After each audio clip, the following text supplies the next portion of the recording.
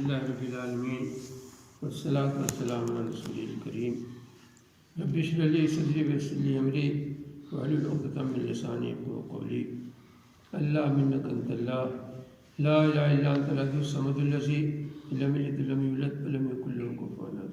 حضرات، پچھلے پروگرام میں شاہد بھائی کا خلا تھا، اپنے گھر موجود تھے، بیمار تھے، اور اس پروگرام میں مولانا عبید صاحب کا خلا محسوس ہو رہا۔ اللہ تعالیٰ سے دعا کیجیے کہ ان دونوں بزرگ ساتھیوں اور دنیا میں جتنے بھی اللہ سے محبت کرنے والے مسلمان ہیں سب کو شفا عطا فرمائے، اور جو یہاں پر جتنے لوگ بھی اکٹھا ہیں سب کو ہر طرح کی روحانی اور جسمانی تمام بیماریوں سے اللہ تعالیٰ شفا عطا فرمائے۔ اب تو سمجھ ہی نہیں آتا کہ کیا بیان کیا جائے، بالکل جی نہیں چاہتا کس موضوع پر گفتگو کی جائے، کیا بیان کیا جائے، اس لیے کہ اکثر یہ شعر آتا ہے، یاد آتا ہے کہ اب کاروبار کی میرے حالت نہ پوچھیے، اب کاروبار کی میرے حالت نہ پوچھیے، آئینہ بیچتا ہوں میں اندھوں کے شہر میں۔ کہاں سے نکل گا یہ صورتحال اس وقت ہے۔ اس وقت ایک لطیفہ یاد رہا، لطیفہ نہیں بلکہ حقیقت ہے۔ ایک بازار میں کچھ سر رکھے ہوئے تھے، ہر سر پر قیمت لکھی ہوئی تھی۔ یہودی کے سر کی قیمت $2 $200، عیسائی کے سر کی قیمت $400، اور مسلمان کے سر کی قیمت $800۔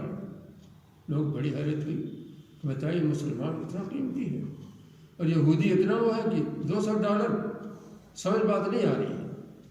پوچھا دکاندار سے، لوگوں نے بتایا کہ چونکہ یہودیوں نے اپنے دماغ کا زیادہ حصہ استعمال کر چکے، تھوڑا سا باقی ہے، ظاہر سی قیمت کم لگے گی، اس کے مقابلے میں تھوڑا سا عیسائیوں نے کم استعمال کیا ہے، اور مسلمانوں کو بالکل محفوظ ہے، استعمال ہی نہیں کیا ہے، اس لیے ان کے دماغ کی قیمت زیادہ ہے۔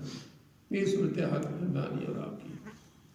اور ایک دوسرا واقعہ وہ بھی لطیفہ ہے، وہ بھی حقیقت ہے۔ ایک مرتبہ ابلیس بیمار پڑا، بہت زیادہ پکڑ لیا اس نے، بڑے بڑے حکیم بڑے بڑے ڈاکٹر بلائے گئے، لیکن اس کو شفا نہیں ہو رہی تھی۔ ایک بہت بڑے ماہر حکیم کو بلایا گیا، اس نے نبض دیکھی ابلیس کی، کہا کہ اس کو کسی بے حس آدمی کے جگر کا سوپ پلایا جائے، جس کا جوس پلایا جائے۔ اب کسی آدمی تلاش کیا گیا، بے حس آدمی بالکل، اس کو پکڑا گیا، ذبح کیا، سمن کاٹا، اس کو پلا اور اس کی آنکھ کھول دی۔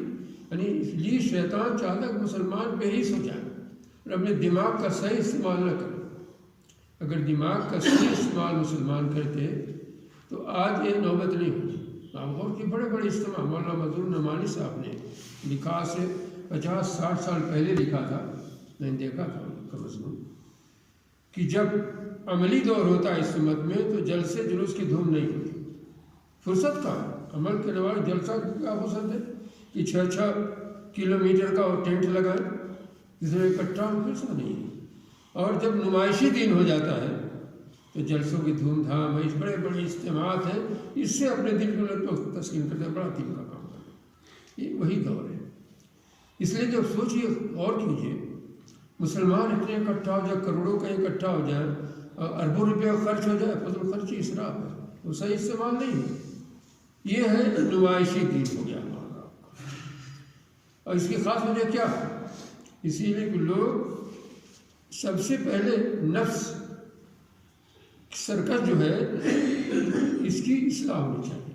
جب تک اس کے سر کو ہم کچلیں گے نہیں، کوئی انقلاب نہیں ہو سکتا۔ اگر بغیر نفس کشی کے، نفس کو شکست دیے ہوئے اگر آدمی پیری مریدی کرے یا بڑے بڑے جلسہ کرے اور کچھ بھی کرے، اس میں کوئی دینی سویٹ پیدا نہیں ہو سکتی۔ ابلیس نے کہ دیکھیں نفس اس کے پاس تھا، ہلاکت ہو گیا، اللہ کے حکم کو اس نے تعمیل نہیں کی۔ تو نفس کو کچلنا ضروری ہے، اور نفس کیسے مرے گا اس کے لیے امتحان ہوتا ہے۔ میں کبھی کبھی بے ذہن میں ایک بات آئی کہ جو میرے خاص دوست احباب ہیں، میں بھی ان کا امتحان لوں۔ میں نے سوچا اگر میرا امتحان ہو میں خود فیل ہو جاؤں گا تو مجھ کو امتحان لینے کا حق نہیں ہے، لیکن حقیقت ہے کہ بغیر جانچے ہوئے کوئی کسی کو دوست نہیں بناتا، تو اللہ بھی جانچتے ہیں۔ چنانچہ ایک قاری طیب صاحب رحمۃ اللہ علیہ دارالعلوم دیوبند کے محتمم تھے، 16-17 سال کی عمر میں محتمم تھے۔ حضرت تھانوی رحمۃ اللہ علیہ سے ان کا اصلاحی تعلق تھا، چونکہ 17 سال کی عمر اور دارالعلوم دیوبند کے محتمم، تھوڑا سوجھ بڑائی کا احساس ہو گیا ان کے اندر، تو خود انہوں نے اپنی بیماری ان کے سامنے کی، اپنی بیماری چھپانا نہیں چاہیے کہ ان کے سامنے، کہا کہ حضرت میرے اندر کچھ بڑائی کا احساس ہو رہا ہے۔ اچھا ٹھیک ہے، گئے ان کے بعد، کہا کہ طیب تم ایسا کرو کہ جو مسجد کے پاس جو دروازے لوگ جوتا نکالتے ہیں نا، سب کا جوتا سیدھا کرو، 1 ہفتہ 10 دن سیدھا کرتے رہو، جوتا سیدھا تمہاری لفظ ہوتی۔ دارالعلوم دیوبند کا محتمم اور اس کی جو یہ نفس کشی ہو رہی ہے، مجاہدہ کرایا جا رہا ہے تاکہ مجھ پر کبر کا مادہ ختم ہو، جوتا سیدھا کرتے رہے۔ حضرت تھانوی دیکھتے رہے، ایک دن دیکھا کہ جو اچھے جوتے ہوتے ٹھیک قاعدے سیدھے ہیں، جو پرانے ہیں وہ قاعدے سے نے ان کو سیدھا کیا۔ اچھا ابھی مادہ موجود ہے، بڑائی کا احساس، کہا کہ جو پرانے ان کو بھی سیدھے پوری طرح سیدھا کیجیے، اس کو کیوں چھوڑیے، اس کا آپ کے اندر بھی بڑائی کا احساس ہے۔ اور مولانا عبدالقدوس گنگوہی رحمۃ اللہ، بڑی عظیم شخصیت گزری ہے، میں گنگو کے یہاں دیکھا ہوں جہاں ان کا مزار ہے مسجد میں، بڑی عظیم شخصیت تھی۔ ان کے انتقال کے بعد کیونکہ ان کے ایک پوتے تھے شہزادے بڑے آزاد ہوتے ہیں، وہ بھی بہت بگڑے ہوئے تھے، اب دور دور سے لوگ آ کر اس سے فائدہ اٹھاتے تھے، لیکن ان کے دادا کے انتقال کا احساس ہوا کہ دور دور سے آ کر کے میرے گھر کی دولت لے گئے، میں اس دولت سے محروم رہا، اب یہ دولت کیسے حاصل ہو، سوچنا شروع کیا۔ تو بلخ میں ایک صاحب تھے جو مولانا عبدالقدوس گنگوہی جو اس سے تعلق رکھتے تھے، بلخ گئے سفر کر کے، بڑی خاطر کی کہ بھئی میرے شیخ کے پوتا ہے، خواب قالین بچھایا، بڑی خاطر مدارہ ضیافت۔ اس کے بعد کہا کہ حضرت میں ایک خاص مقصد سے آیا ہوں۔ کہا کیا مقصد ہے؟ کہا کہ مقصد یہ ہے کہ جو دولت آپ ہمارے گھر سے لے کر آئے ہیں، میں وہ دولت حاصل کر۔ اچھا وہ دولت تو ٹھیک ہے، اب قالین انہوں نے چھوڑی ہے، یہ ضیافت وقت نہیں ہوگی، اب کام آپ کا ہے کہ جو مسجد کے پاس جو حمام ہے جہاں پانی گرم کی جا کر وہیں رہیے، وہ چولہا جھونکیے، آگ جھونکیے، لکڑی جلائیے، پانی گرم کیجیے۔ ٹھیک کرنا شروع کر دیا۔ اب اس کے بعد کہا سوگا، کہا کہیں سو رہی ہے، لیٹ رہیے گا۔ سوچے شہزادہ کا یہ تربیت ہو رہی، مجاہدہ ہو رہا ہے، اگر اس کے آدمی جو صحیح نہیں، اس کے صحابہ کرام کا 13 سال تک مجاہدہ ہوا تھا مکہ میں، تب اس کے بعد مدینہ میں کامیاب ہوا۔ سنیے 13 سال کا قرآن مجید میں، تفسیر میں نہیں جانا چاہتا، 13 سال تک تلوار اٹھانے کی اجازت نہیں تھی، غصے آدمی چاہتا مر جاؤں، مارو یا مر جاؤں، 13 سال تک پیٹو لیکن تم تلوار ہاتھ نہیں اٹھا سکتے۔ 13 سال جب بالکل نفس گندن ہو گیا، خالص ہو گیا، تب اس کے بعد ادھر اللہ نے اجازت دی تلوار اٹھانے کی، بغیر مجاہدہ کے سب لوگ آج مسلمان، ادھر کوئی انقلاب نہیں آ رہا۔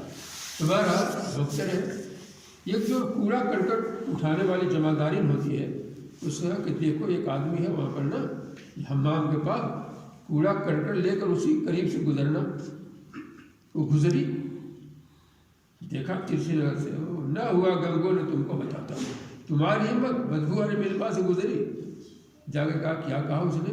کہا حضرت ایسے سے کہا کہ نہ ہوا گنگو، ابھی جو ہے چاول پکا نہیں، ابھی کچا، ابھی اصلاح نہیں۔ اچھا کچھ دنوں بعد بھی جھونکتے رہے، اس کے بعد جب میرا دل کا پھر پیاسا، ایک مرتبہ قریب سے گزرنا تو قریب سے گزری ہو، ترچھی نگاہ سے دیکھا، کچھ بولے نہیں، اچھا کچھ اثر ہو رہا، فائدہ ہو رہا۔ پھر کہا لیکن ابھی ہے، کمی ہے۔ تیسری مرتبہ کا اچھا پھر گزرو لیکن تھوڑا سا دھکا لگی، گر جا کوڑا ان کے اوپر، ایسا کیا کوڑا اس کے گر گیا، کچھ بولے نہیں، یہ بھی گر گئی، ارے تم کو چوٹ تو نہیں لگی؟ کہاں، اب جو ہے اب مجاہدہ ہو گیا، اسے جب تک نفس کا مجاہدہ نہیں ہوگا، المجاہد من جاہد نفسہ، جو مجاہد جو اپنے نفس سے جہاد کرے، سب سے بڑا دشمن نفس ہے، جب تک نفس کو ہم نہیں بچائیں، اس کا سر نہیں کچلیں گے، کوئی زندگی میں نہ پائے، چاہے لاکھوں آدمی، کروڑوں آدمی کا اجتماع ہو جائے، لاکھوں آدمی حجمرہ میں چلے جائیں، اگر نفس مرا نہیں ہے کوئی دین انقلاب نہیں سکتا۔ آج وہی ہے پوری دنیا میں، بغیر مجاہدہ کے، بغیر نفس تمہاری، وہ سب کچھ عبادت ہو رہی ہے، نماز پڑھ، مدرسے کھلے، سب کچھ ہو رہا ہے۔ اسی لیے میں نے اپنے علماء کے بگاڑ میں لکھ دیا ہے کہ کسی کو نادم نہ جب تک بکری نہ چرائے۔ بہت لوگ خفا ہو گئے، کسی کو ناظم صدر مدرس نہ جب تک اس کو بکری نہ چروا لے. ایک ہاتھا ہونا جس نے بکری چرایا شیخ نے، کہ جتنے نبی گزرے سب نے بکری چرائی تھی نفس کو بجا دے گی کہ نفس یہ صحیح ہو جائے. اور آج بغیر بکری چرائے بغیر نفس کو مارے ہوئے نازم ہو جاتا ہے، کوئی صدر کوئی ہو جاتا ہے، اس لیے برسوں کا حال اتنا خراب ہے. بہرحال میں نے اشارہ کر دیا ہے. آج میں آپ کے سامنے سیرت نبوی کی کوئی جھلکیاں دکھانا چاہتا ہوں، اور جو خاص اشارہ جس بات کی طرف ہے کہ طائف کے زخمی مسافر کا حق کیسے ادا ہم کر سکتے ہیں. کیا ادا ہو رہا ہے؟ سب کچھ ہو رہا ہے. شاندار مسجد، شاندار خانقاہ، شاندار پیر، شراب اور سب کچھ ہے، لیکن کیا طائف کے زخمی مسافر کا بھی حق ہم ادا کر رہے ہیں؟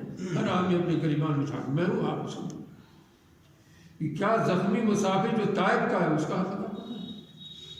اس سے پہلے میں سیرت کے خلاصہ آپ کے سامنے پیش کروں.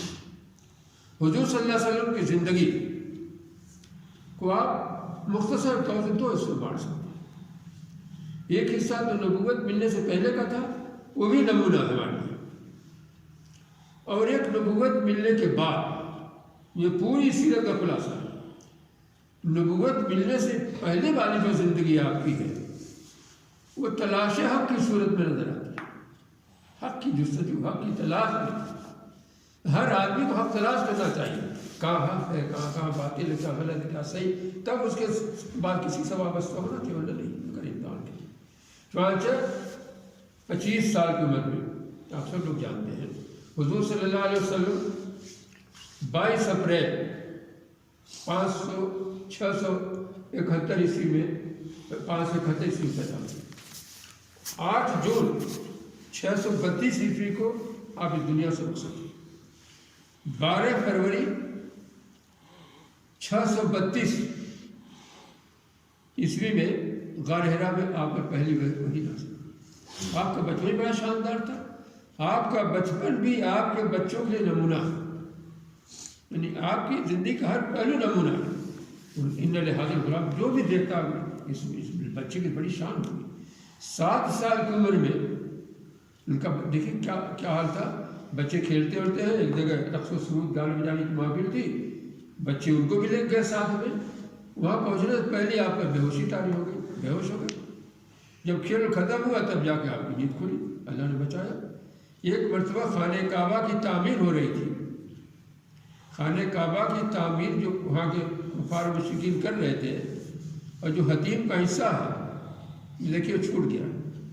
اتنا پیسہ ان کے وہ بھی حلال حرام کا خیال کرتے تھے. اتنا حلال پیسہ نہیں تھا کہ حتیم کو بھی شامل، اللہ ابراہیم کے زمانے میں حتیم بھی خانہ کعبہ میں شامل تھا.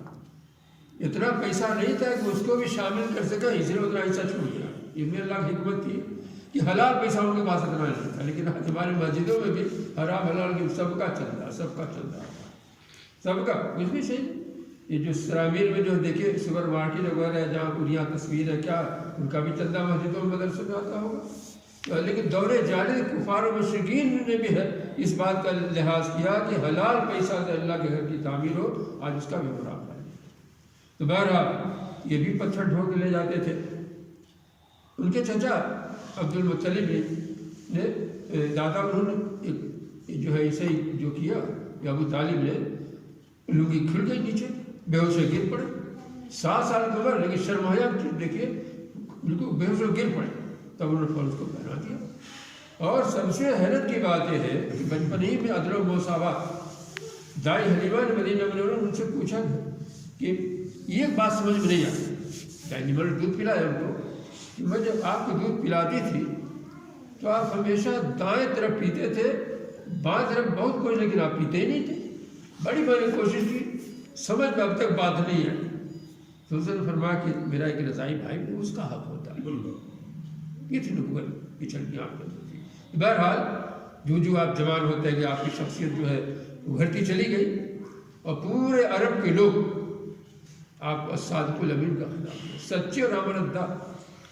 کفار و مشرکین بھی اخلاقی الزام نہیں آپ پر لگا سکے، لیکن دین کی دعوت دی تب کیا ہوا؟ سب مخالف ہو گئے. آج اتنا بڑا مجھ کو بڑی حیرت ہوتی ہے کہ تاریخ کے کسی دور میں کافروں نے مسلمانوں کے کسی اجتماع کو پسند نہیں کی مخالفت. اور آج اتنے بڑے بڑے اجتماع کیسے اجازت ہوتی ہے؟ میں بہت غور سوچتا رہا, سمجھ بات نہیں ہوتی. اس کی وجہ کیا ہے؟ خاص وجہ یہ کہ کفار مشکین چاہتے بھی یہی ہے کہ آپ نماز پڑھیں, حج عمرہ کریں, کوئی اعتراض نہیں, جتنا تعویذ آپ لے لیں حرم شریف جانے کی, لیکن توحید کی دعوت مت دیجیے, ہم کو مت دیجیے, آپس میں آپ کرتے رہیے. اور اجتماع کبھی اجازت نہیں ہوتی.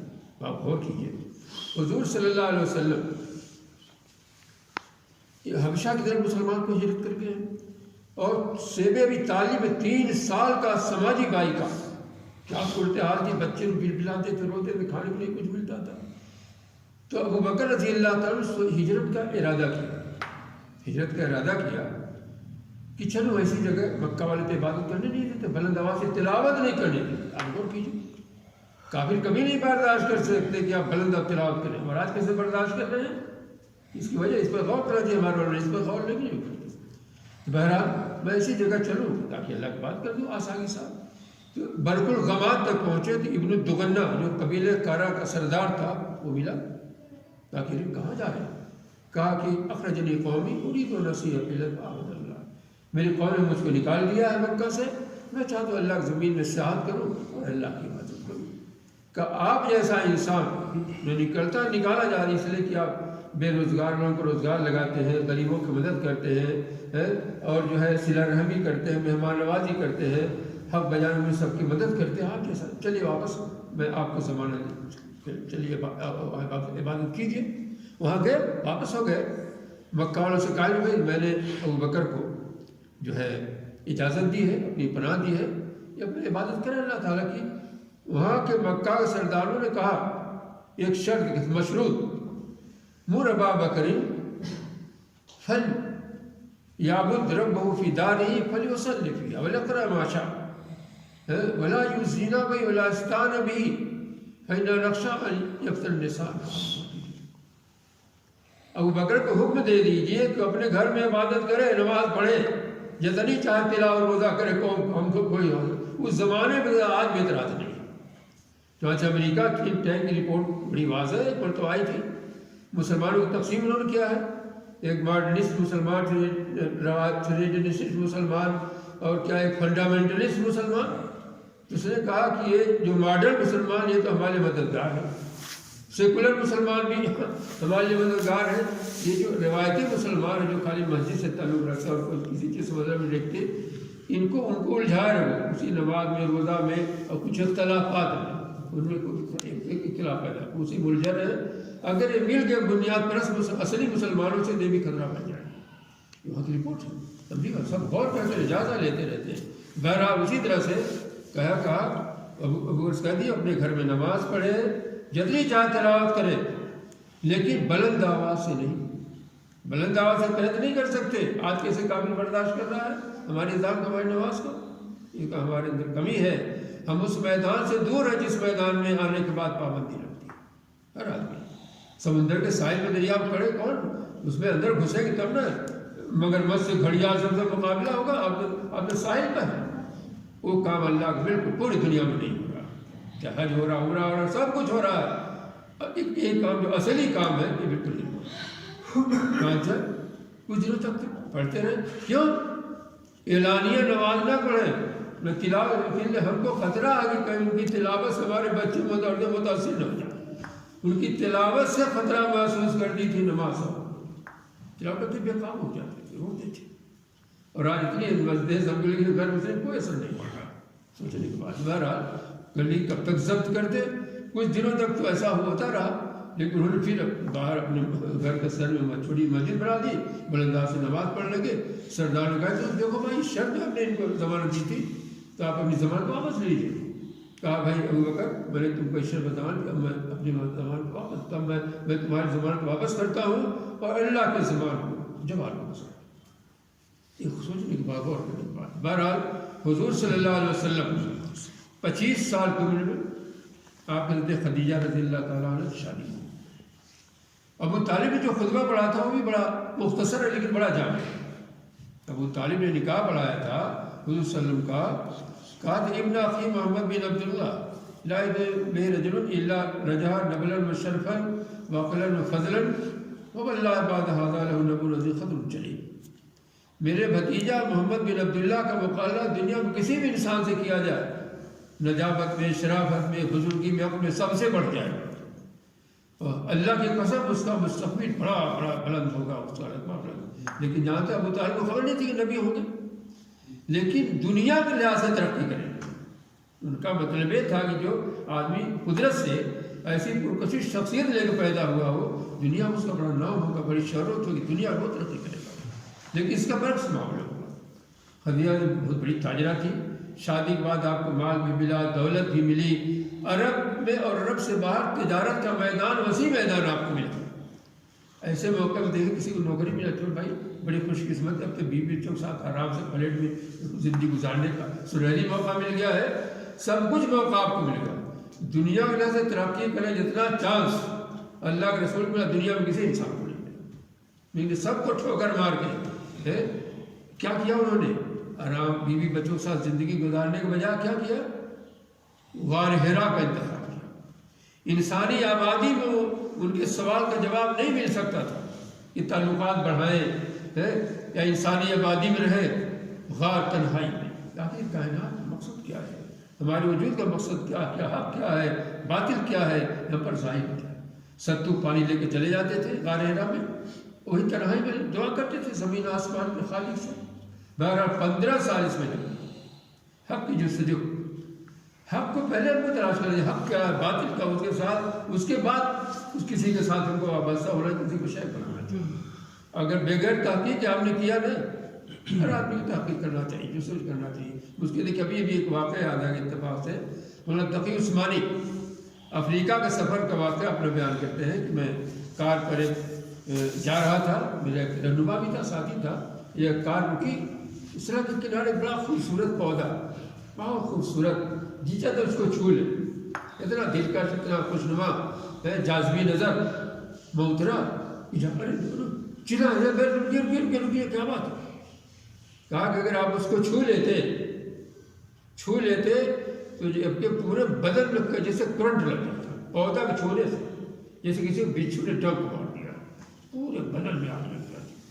اللہ کا شکر دیکھیے، اس لیے وہ نہیں گئے تو جستجو کرنا چاہیے، ورنہ ایسے کرنٹ لگے گا.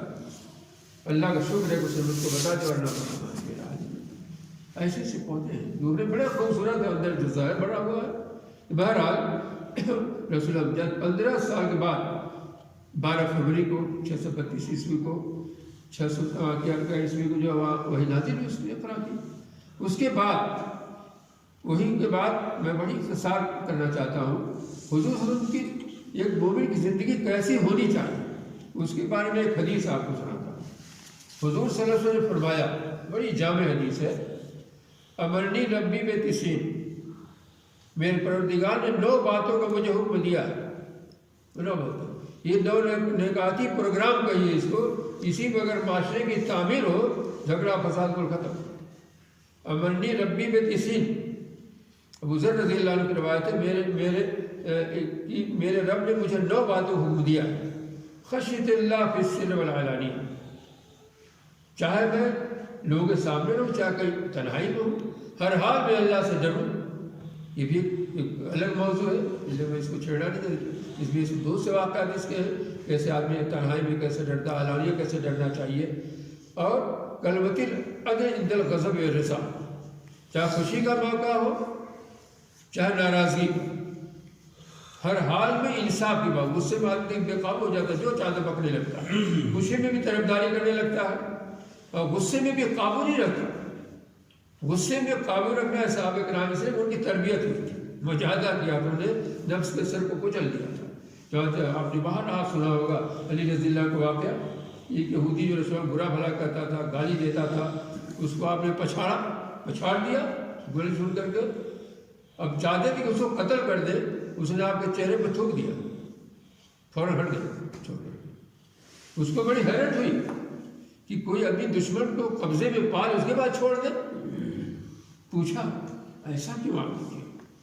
کہا کہ میں اللہ کے لیے تم کو قتل کرنے جا رہا تھا، لیکن جب تم نے تھوک دیا تو مجھے غصہ آ گیا، تو میں اللہ کے اس میں شرکت نہیں چاہتا، میرے غصہ بھی اس میں شامل تھا، نفس شریک ہو جاتا، لیکن نفس کو نہیں سب کو چھوڑ دیا تھا۔ یہ حالت آج نہیں ہے، بغیر نفس کو کچلے ہوئے سب کچھ کام ہو رہا ہے، اس لیے کوئی دینی انقلاب نہیں آ رہا مسلمان کو۔ تو بہرحال چاہے خوشی کا موقع ہو چاہے ناراضگی، ہر حال میں انصاف کی بات نہیں ہے۔ والقصر فی الفقر والغنى، چاہے غریبی ہو چاہے امیر، ہر حال میں اعتدال۔ آج مسلمان کہتے ہیں مالدار لوگ کہتے ہیں فضول خرچی کر رہے ہیں، یہ بڑا بڑا اجتماع بھی فضول خرچی ہے، اسراف میں مانتا ہے، یہ سب کیا ہے؟ اور اصل من قطعنی، جو مجھ سے رشتہ کاٹے میں اس سے جوڑوں۔ ہر آدمی جائزہ لے اپنا، جو رشتے اس سے ہم جوڑے ہیں، ہم ایسا کہاں کریں، غصے میں کچھ نہیں، جو مجھ سے رشتہ توڑے میں اس سے جوڑوں، یہ کمال ہے نا اسلامی اخلاق۔ وہ تمن حرمنی، اس کو تو جو مجھ کو نہ دے، اس کو چائے جو چائے پوڑی پلاتا ہے اس کو آپ چائے پلائیے، وہ آپ مند جو مجھ کو معاف کر دو۔ یہ اخلاق کہاں مسلمانوں پایا جاتا ہے؟ بہر آپ نے سنا ہوگا کہ بڑھیا جو ہے رسول اللہ صلی اللہ علیہ وسلم میں کتنا کچرا وچرا پھینکتی تھی، ہم جہاں آپ کے اوپر پھینکتی تھی، چھت سے اپنے کمرے سے گراتی تھی، لیکن 5-6 دن اس نے نہیں گرایا آپ کے اوپر۔ بھائی پوچھا بھی کیا بات ہے، آج میرے اوپر کوڑا کر نہیں پھینکتی، پتہ چلا بیمار ہے، اس کے کمرے اس کو گئے اس کو دیکھنے کے لیے، اس نے بچی کو بھیجا، کہا بچی دیکھو کون ہے؟ ارے کہا امی جان وہی تو ہے، آج گلا دبا دیں، اس پر تو کوڑا کر پھینک دی تھی۔ اور اب کیا کریں گے؟ آئے گئے معافی بھی مانگ لیں، گھر اللہ سے پہنچے، بھائی کہا کیا بات ہے، کیسے آ کہا کہ بھائی 5-6 دن سے تم نے مجھ پر کوڑا کر نہیں پھینکا ہے۔ تو میں نے کہا کیا بات ہے، بیمار تو تم کو دیکھنے کے لیے آیا، کیا اثر ہوگا؟ مسلمان ہوگی، وہ بھی اس کی بچی بھی اسلام، اور آج اسلام اخلاق معلومات کرنے لگی۔ بہرحال وَأَيَّكُونَ نُطْقِ ذِكْرًا، نہ باتیں ہیں ہو گئے، میں جب بھی کوئی بات کو اللہ کا سیکھوں۔ وَيَكُونَ نَظْرِ عِبْرَةً، کسی سے عبرت کی نگاہ سے اور سب کی خاموشت کچھ نہ کچھ سوچ سکتا، اچھی بات۔ اور نبوت ملنے کے بعد جب آدمی کو دنیا سے اللہ سے رابطہ ہو جاتا ہے، ایک دنیا دوسری دنیا سے اس کا تعلق ہو جاتا ہے، آخرت سے ہو جاتا ہے، تو دنیاوی تقاضے اس کے گھٹ جاتے ہیں، اور دنیا سے بقدر ضرورت تعلق رکھتا ہے۔ اور یہ سب چیزیں نہیں، بیان کے لیے ساری چیزیں بقدر ضرورت تعلق رکھتا ہے، زیادہ نہیں رکھتا۔ تو اللہ کے رسول نے حدیث میری زبان سے میں نے سنا، میری کتابوں بھی آپ نے پڑھا ہوگا، ایک ایسی جامع حدیث ہے جو جتنی پچھلی آسمان کتابیں سب میں ہیں، توریت انجیل زبور سب میں وہ تعلیم ہے جو اس حدیث میں ہے۔ ابو ذر نے روایت ہے، اللہ مالک مغلوباً، عقل مند آدمی اگر ہے، پاگل نہیں، تو جو 24 گھنٹے کو 4 حصوں بانٹ لینا چاہیے، ٹائم ٹیبل، اسلامی ٹائم نظام الاوقات۔ یہ کیا ایک وقت ایسا ساتوں یا رجل ہو، کیونکہ جس میں اپنے اللہ تعالیٰ سے سرگوشی کرے، بات چیت کرے، تنہائی، اور دوسرا وقت اپنا حساب کرے، محاسبہ کرے، آج کیا گناہ ہوا، کیا ہوا، کہ نیکی ہوئی، روزے سے دکاندار حساب کرتا ہے، ایک وقت اسی مقرر کرے، اور ایک وقت فکر سن اللہ تعالیٰ، اللہ کے کرشموں، اس کی قدرت پر غور کرے۔ چوتھا یا پھر لحاظ میں مطلب تھوڑا سا وقت کھانے پینے کے لیے، یعنی 3/4 وقت جو ہے دین کے لیے، اپنے روحانی علاج کے لیے، اور 1 بٹا جو ہے دنیا کے لیے، یا 4/4 سب بالکل دنیا کے لیے۔ رسول اللہ صلی اللہ علیہ وسلم کے اخلاق کیا تھے، بڑا تفصیلی موضوع ہے، میں صرف اشارے میں ایک واقعہ آپ سامنے پیش کروں گا، جو تھوڑے لیکن جو اصل جو اس زخمی مسافر کے سلسلے میں جو مجھے کہنا ہے، طائف کا سفر نامہ ہو آپ کو بتاؤں گا۔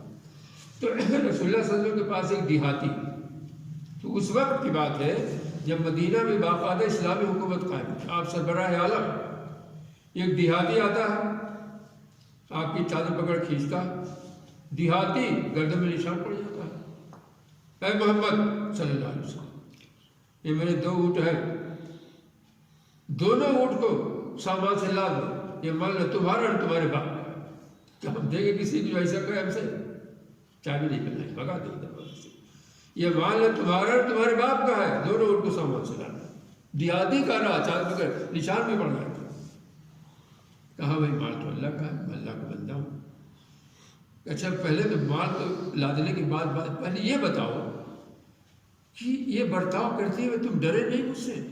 کہا کہ نہیں۔ کہا کیوں؟ کہ میں جانتا ہوں آپ برائی کا بدلہ برائی سے نہیں دیں گے، بڑی بات ہے۔ مسلمان سے باخلاق ہو جائے، سیتے نبی کا نہیں ویسے انقلاب آ جائے گا ہندوستان میں۔ اگر مسلم چوہا بلی پوچھے آپ کے سامنے گر جائے، لیکن ہم خود بگڑے ہوئے، اسلام میں اخلاق ہمارے اندر نہیں۔ رسول اللہ صلی اللہ علیہ وسلم دیکھیے، آج تو کافروں کو ہم بدعا دیتے ہیں، سب کو بدعا دیتے ہیں، کوئی حادثہ ہو جاتا ہے، لیکن جنگ احد میں آپ نے دیکھا کیا کیا حالت ہو گئی تھی رسول اللہ صلی اللہ علیہ وسلم۔ ادبا بن ابی وقاص بھگدڑ میں تھی معاملے نوش کی وجہ سے، ادبا بن ابی وقاص نے ایسا پتھر مارا زور سے کہ آپ کے مبارک پھول کچل گئے، نیچے کے دانت ٹوٹ گئے۔ اور ایک ابن قمیہ عبدالقمیہ بہت بڑا پہلوان مانا جاتا تھا، اس نے ایسا زوردار حملہ کیا کہ خوات کی کڑیاں آپ کے اس میں رخسار میں گھس گئی گہرائی تک، عبیداللہ بن جراح کھینچا، ان کے بھی دانت ٹوٹ گئے۔ ایک عبداللہ بن شہاب زہری تھا، اس نے ایسا زور سے پتھر مارا کہ آپ کے پیشانے خون نکل رہا ہے، باہر خون نکل رہا، فوارے نکل رہے ہیں۔ ایسی حالت میں تھوڑا رسول اللہ زمان سے ایک جملہ نکلا تھا، کیف بلو قوم شجوا نبیہم، وہ قوم کیسے کامیاب جو اپنے نبی کو زخمی کرے، تھوڑا بدعا جا رہا ہے۔ اور رات نازل ہو گئی، لا سلک من الامر الشیء ایتوا الیہ وظفینہم ظالم، یا قلب شاذ آپ کو کوئی معاملے کا اختیار نہیں، اللہ تعالیٰ چاہے جس کو بخش دے چاہے جس کو عذاب دے، آپ کوئی اختیار نہیں۔ یہ سننے کے بعد آیت سے نازل ہونے کے بعد اللہم اہد قومی فہم، ابن مسعود رضی اللہ عنہ فرماتے ہیں آپ خون کوستے جاتے ہیں کہ اے اللہ میری قوم کو ہدایت نہیں چاہتے، مجھ کو نہیں پہنچا، کیا جذبہ ہمارے، اس لیے طائف کے زخمی مسافر کا حق ہم اور آپ ادا نہیں کر رہے۔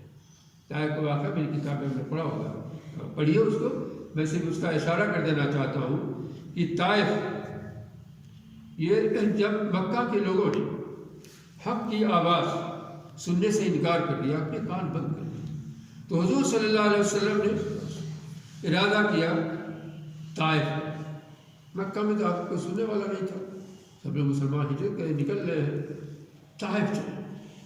اب جانتے ہیں طائف جو ہے وہاں سے 60 میل گویا 100 کلومیٹر سے کم نہیں، مکہ سے پہاڑی راستہ، اب لوگ گاڑی سے جاتے ہیں، تھکان آ جاتی ہوگی ایئر کنڈیشن سے، 100 کلومیٹر کا فاصلہ پیدل طے کیا، صرف زید بن حارثہ صاحب، قبیلہ ثقیف کو آبادی تھی جو لات بت کی پرستش کرتی، پیدل کس لیے گئے وہ؟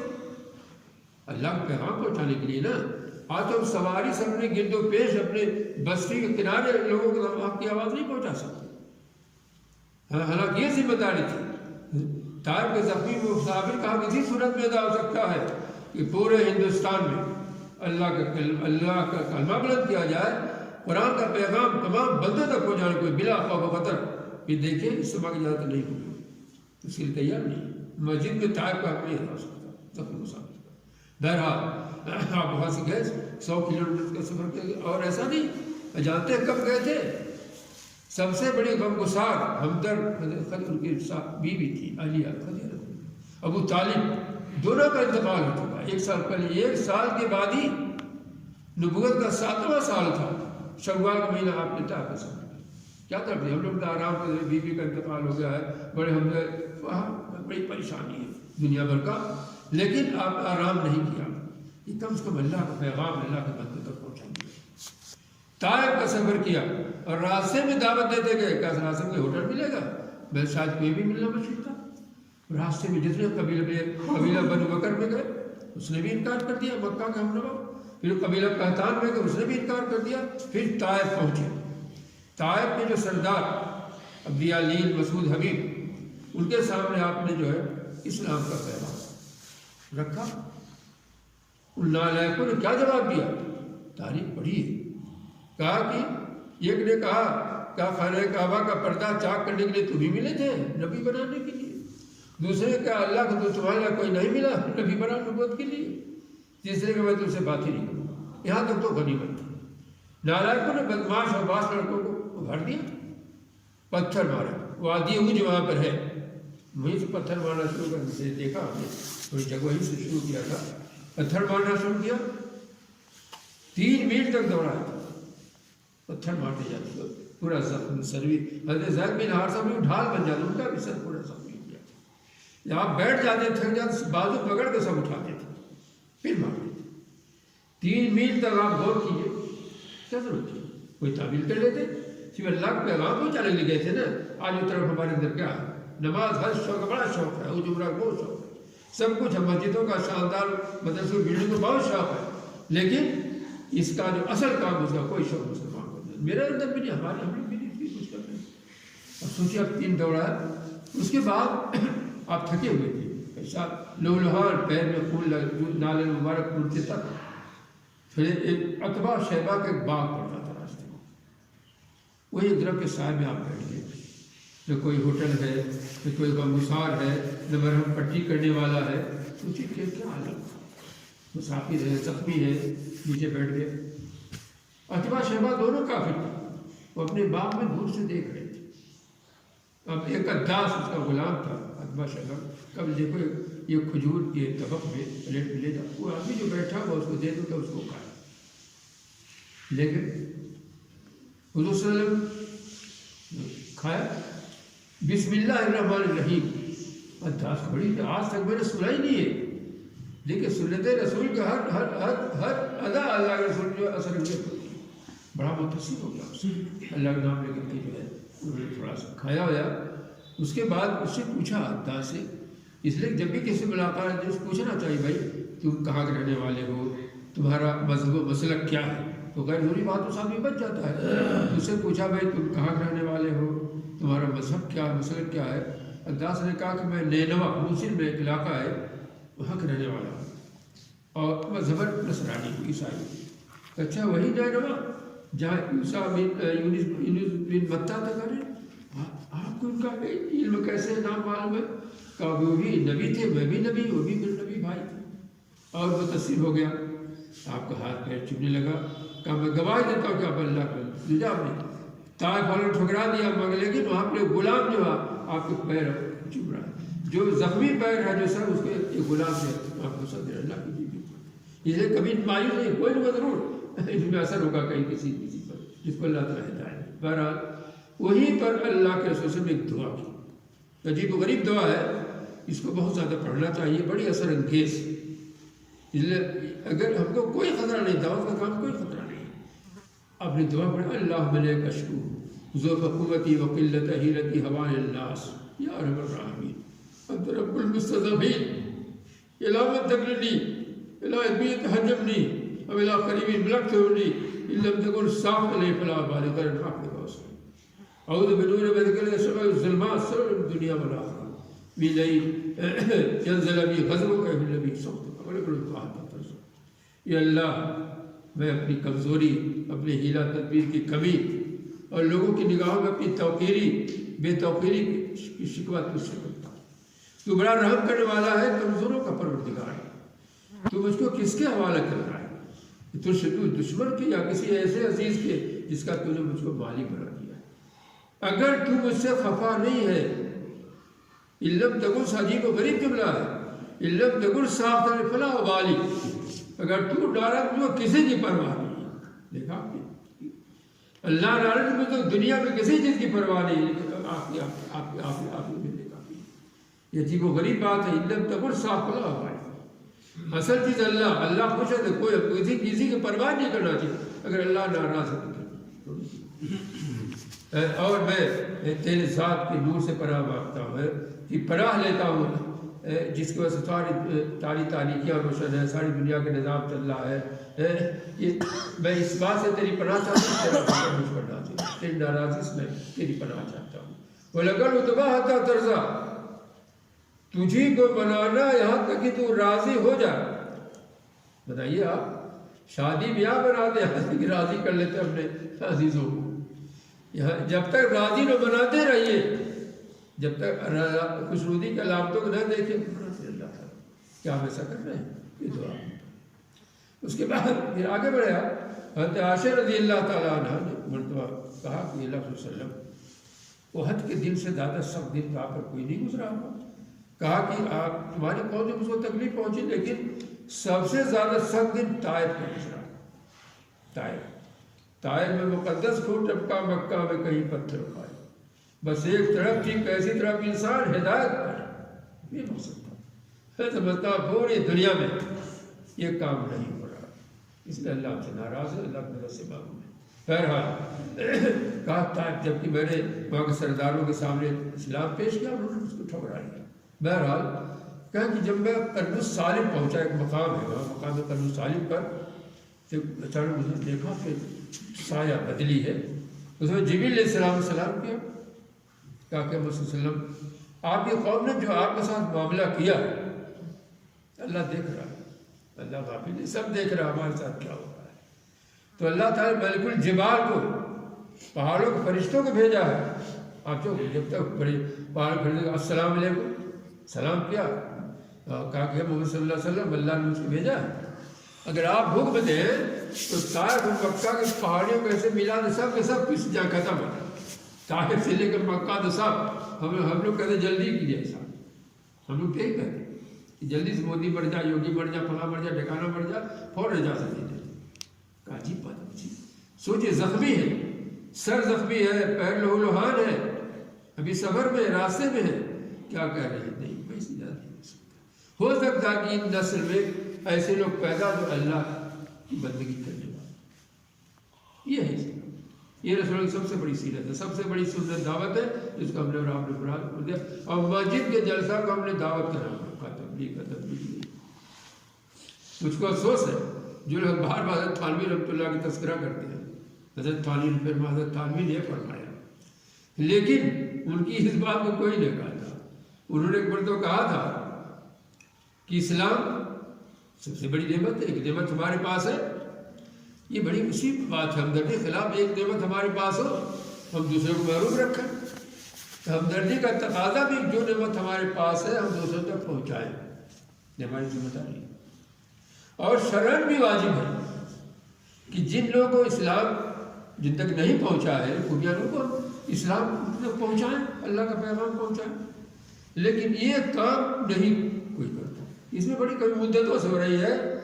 نبیوں کا کام یہی تھا، نبیوں کا پڑھنا پڑھانا درس و مدرسہ، ایک جملہ لکھ دیا لیکن کبھی کوئی نہیں بیان کرتا.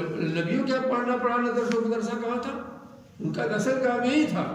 لیکن یہاں بھی لوگ وہی جاتے ہیں جہاں کو قادر و مدارات ہوئے، پھول پھول کی جو مرتی ملے وہ ملے ہے. نہیں ایسی ہوتا ہے، ایسی جگہ لوگ جاتے ہیں جہاں ڈبل کرایہ ملے، خوب دعوت ملے، بس یہی لوگ کہیں. لیکن افسوس یہ ہے کہ سب کو احساس تھا.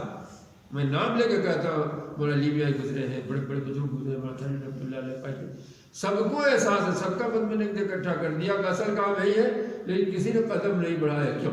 یہ قابل غور بات ہے. ہم لوگ چاہے ہم لوگ دعا کریں اللہ تعالیٰ ہم لوگ کو توفیق اس کی دے دے، ہم اس راہ میں قدم بڑھائیں. اللہ تعالیٰ جس سے چاہے کام چھوٹے سے کام لے سکتا ہے. ایسی بات نہیں، مایوس نہیں ہونا چاہیے.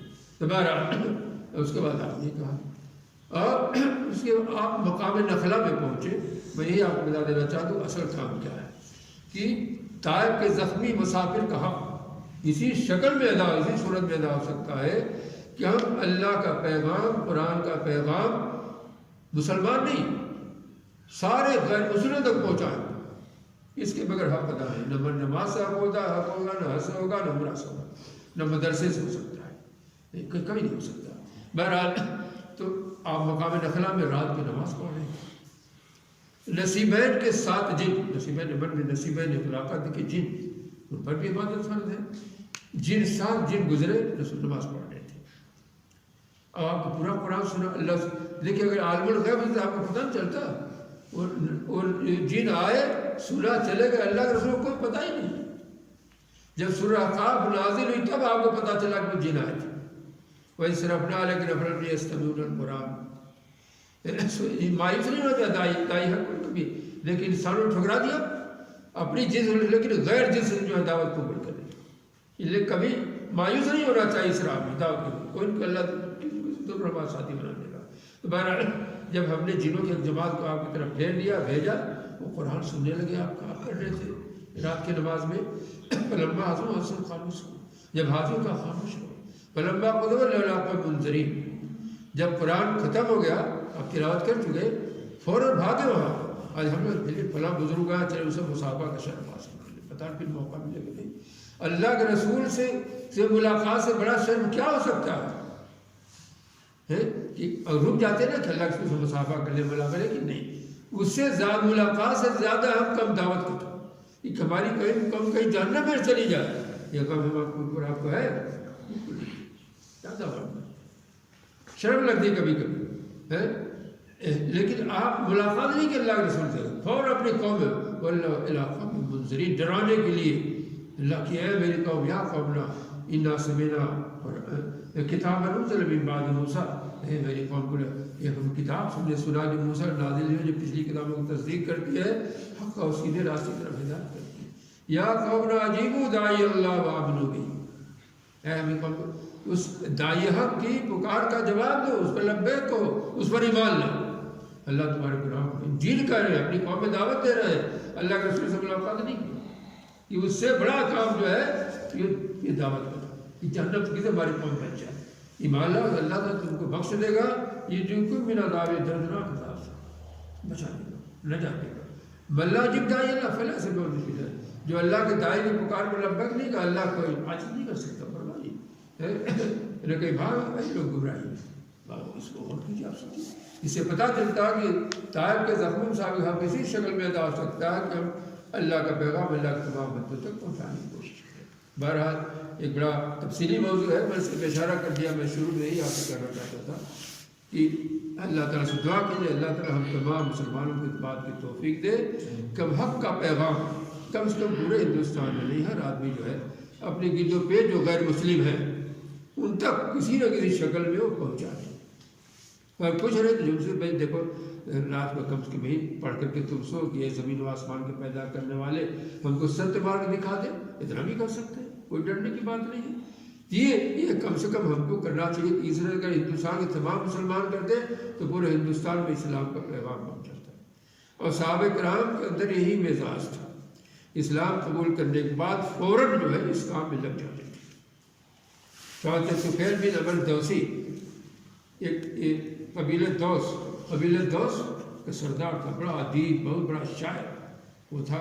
ایک بار تو مکہ آیا وہ تاکہ بتوں کی زیارت حاصل کرے، نیاز حاصل کرے، چانچہ وہاں پر آیا، مکہ کے ساتھ اتنا ڈرایا مکہ والوں، دیکھو بھائی ایک جادوگر یہاں پر نبی صلی جی جس کو صادق امین کہتے تھے آپ جادوگر کہہ رہے ہیں، ایک بہت بڑا جادوگر یہاں ہے، اس سے کبھی ملاقات ہوئی نہیں، اس سے بات کرنا کہ انہوں نے تمہاری قوم تباہ ہو جائے گی اگر تم نے سن لیا اس کی بات تو بدل جاؤ گے۔ اتنا ڈرا کہ کان میں روئی ٹھوس لی، تو پھر میں نے خدا بیان کرے، میں نے کان میں روئی ٹھوس لی، ان کی آواز نہ پہنچی، لیکن میں نے دیکھا حکیم کے پاس، ان کو دیکھا نماز پڑھتے ہوئے، ایک عجیب ان کی دلکشی تھی ان کے نمازیں، آہستہ آہستہ میں ان سے قریب ہوا، میں نے کہا میں تو شاعر ہوں، ادیب ہوں، سننے میں کیا رد ہے، اگر حق بات ہوگی تو قبول کر میں ٹھکرا دوں گا۔ یہ مزاج عربوں میں تھا، حق جاننے کے بعد کم سے کم ذات لوگ اس کو قبول کر لیتے تھے، کچھ ویسے ہر گھر میں تھے۔ تو بہرحال آہستہ سے گئے، اللہ کو حکمت بھی منظور تھا، تو تھوڑا میں متاثر ہوا۔ پھر جب وہاں سے حکیم صاحب گھر کے روانہ ہوئے حرم سے، میں بھی پیچھے پیچھے گیا، اور اس کے بعد میں نے کہا کہ اللہ کے وسلم آپ کو کیا پیغام دیتے ہیں؟ آپ نے صرف قرآن کی سورہ قل اعوذ برب الفلق یہی پڑھ کے سنا دیا بس، یعنی قرآن کے ذریعے دعوت دیتے ہیں، قرآن سے پورا کوئی دوری ہوگی، اتنا بھی یہ کلام انسانی کلام نہیں ہو سکتا۔ کیا فوراً کلمہ پڑھ لیا، کلمہ پڑھنے کے بعد کچھ دن تک رہا، دین کو سیکھا، اس کو اپنی قوم میں جانا چاہیے، کیا لیکن میں چاہ رہا ہوں اپنی قوم کو ڈراؤں گا، اپنے گھر والوں کو، قوم کو، وہاں رکے نہیں کہ میں اللہ کے رسول کی صحبت میں رہوں گا، یہ نہیں، کچھ نہیں، وہاں تک کے ڈراؤں گا۔ چانچہ وہاں گئے، اپنے گئے وہاں سے مکہ مکرمہ سے، تو کہا کہ سب سے پہلے ان کے والد صاحب آئے، طفیل بن عمرو دوسی کے، تو کیا کہتے ہیں، لست منی ولست منک، آپ کا تعلق مجھ سے اور میرا تعلق آپ سے، اپنے ابا جان سے کہہ رہے ہیں۔ کہا بیٹا کیا بات ہے؟ کہا کہ میں اسلام تو اتباع تو دین محمد صلی اللہ علیہ وسلم، میں مسلمان ہو گیا ہوں، محمد کے دین کو قبول کر لیا ہے، اور آپ مسلمان نہیں ہیں۔ کہا بیٹا دینوں کا دین ہی تمہارا دین میرا دین ہے۔ اچھا ٹھیک ہے، اب جائیے آپ غسل کیجیے، کپڑا پڑا تو اس کے بھائیے ابا جان، اس کے بعد کپڑا پڑھ کے آئے، کلمہ پڑھا تو مسلمان ہو گئے۔ اس کے بعد بیوی آئی، کہا لست منی و لست منک، نہ تمہارا تعلق مجھ سے اور میرا تعلق تم سے ہے۔ کہا کیا بات بھائی، کیا بات کہی؟ فرق الاسلام بینی بینک، اسلام میں میں تمہارے درمیان جدائی ڈال دی، میں مسلمان ہو گیا ہوں، میں اسے دین کو قبول کر لیا۔ کہا اچھا آپ کا دین میرا دین ہے؟ کہا اچھا جاؤ تم بھی غسل کرو، کپڑا اور بدل کے آؤ۔ بیوی کو بھی کلمہ پڑھایا۔ اس کے بعد قوم میں پہنچے، دعوت دیتے رہے، اسلام کی دعوت، اکیلے ہیں دعوت دے رہے ہیں، لیکن ذرا بڑے سخت دل تھے سب کی قوم کے لوگ، زیادہ لوگ صرف ابو ہریرہ رضی اللہ تعالیٰ یہ بھی قبیلہ دوست کے تھے، انہوں نے صرف اسلام قبول کیا، پوری قوم نہیں۔ پھر مکہ آئے، اللہ سے کیا حال ہے بھائی قوم کا؟ اللہ سے بڑے سخت دل ہیں، ان کے دلوں میں پردہ پڑا ہوا ہے۔ ہم نے کہا بھائی پانی لا وضو کیا، ہاتھ اٹھایا۔ اب ابو ہریرہ رضی اللہ تو رونے لگے، بڑا گڑبڑ، اللہ کو بددعا دیں ہماری قوم تباہ ہو جائے گی، رونے لگے۔ لیکن آپ نے کیا دعا کی جانتے ہیں؟ اللہ مہد قوم، اللہ مہد دوسن، اللہ قبیلہ دوس کو ہدایت دے، قبیلہ دوس کو ہدایت۔ آپ نے دعا کی، ہدایت کی دعا آپ نے کی، سب کو سب مسلمان ہو جائے۔ پھر اس کے بعد گئے قبیلہ کے زیادہ تر انہوں نے اسلام قبول کر لیا، اور ہجرت کے بعد جب وہ مدینہ پہنچے تو 80 خاندان مسلمان لے کر دو۔ یہ کام صاحب کہ آج وہ کام ہم مسلمان نہیں کر رہے ہیں۔ بہرحال اللہ تعالیٰ سے دعا کیجیے، جو بات میں نے آپ کے سامنے عرض کی ہے، اللہ تعالیٰ اس پر ہم سب کو عمل کرنے کی توفیق عطا فرمائے، اور ایسے لوگوں کو اللہ تعالیٰ تیار کر دے، اس طرح کے لوگوں کو کہ جو اللہ کا پیغام اللہ کی تمام بندوں تک پہنچانے کی کوشش کریں، اور ہم کمزوروں کو بھی اللہ تعالیٰ اس بات کی طاقت دے، ہمت دے کہ ہم سے ایک کام لے۔